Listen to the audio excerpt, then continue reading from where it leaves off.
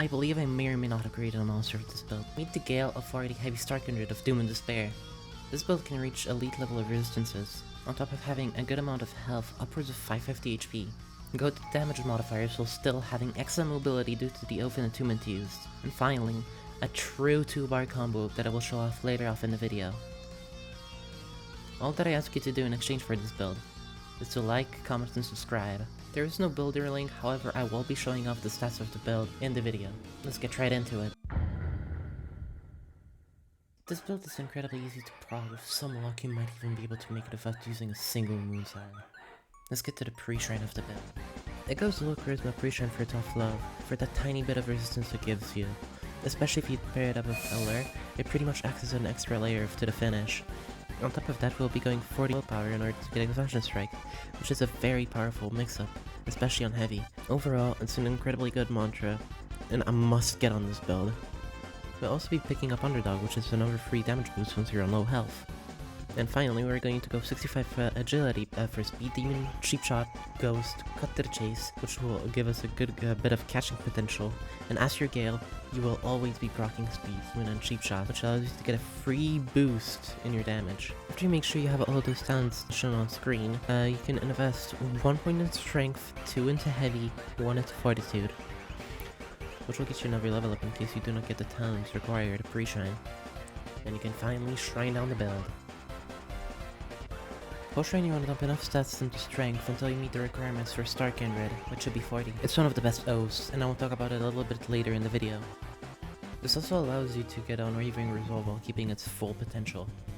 After this, you want to get 50 Fortitude to get to the finish and Exoskeleton, talents which are pretty much a must in every single build. You can also go for Turtle Shell if you wish.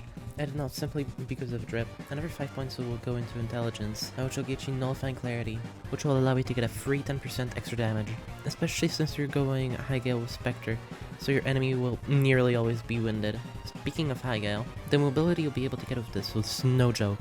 All you need to do is pop your Spectre mode and you will go flying. Just make sure you time your rolls correctly.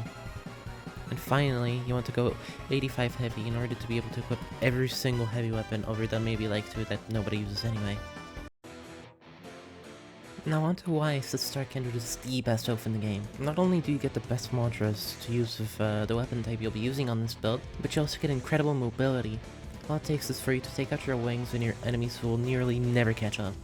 And you also get a good high posture offensive talent to go along with it, that being Death from Above. On top of that, you get 8 HP with this oath, which, and I quite frankly have no clue who decided would be a good idea, but hey, I'll take it.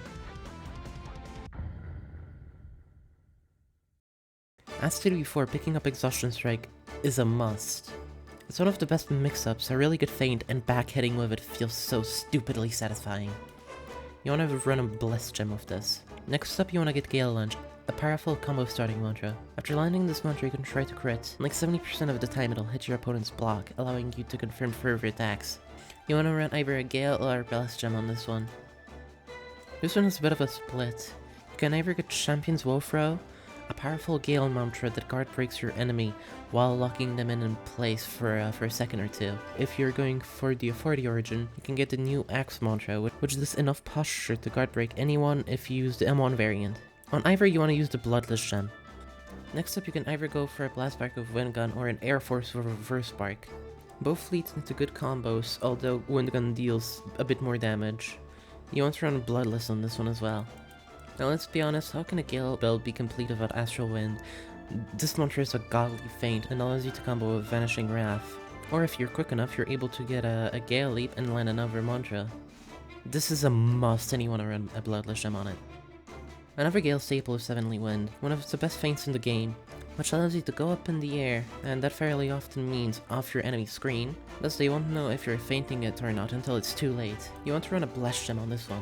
Now we cannot forget about Gale Wisp, which will be your way of gaining mobility outside of landing mantras and dodging attacks, as it passively regenerates your Spectre bar. You want to run a Blue Gem on this one. Then an incredibly good Star Kindred mantra, Celestial Assault, which is a staple on heavy Star Kindred builds. Simply M1 feint behind block of this one, or Grey Cast it, and it will always land. Our last combat mantra will be Windcarve, a very powerful mix-up mantra which you can feint at any moment. Alternatively, you can use Celestial Halo, which is a mantra that is easier to use than Windcarve. And last but definitely not least, we have Dash, a powerful movement mantra. With the rest of the kit, Dash allows you to be a speedy little car. This will be all for their mantras, onto the techs.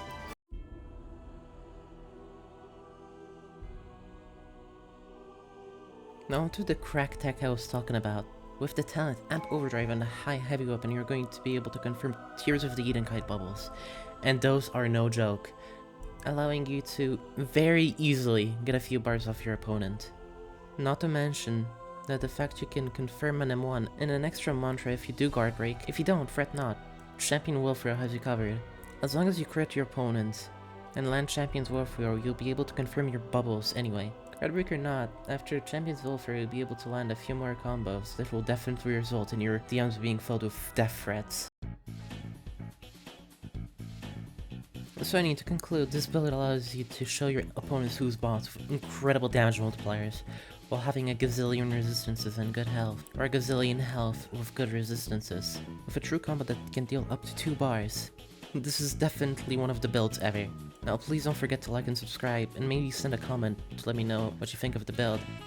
I also want to give a huge shout out to Dolphie for helping me figure out the mantras on this build.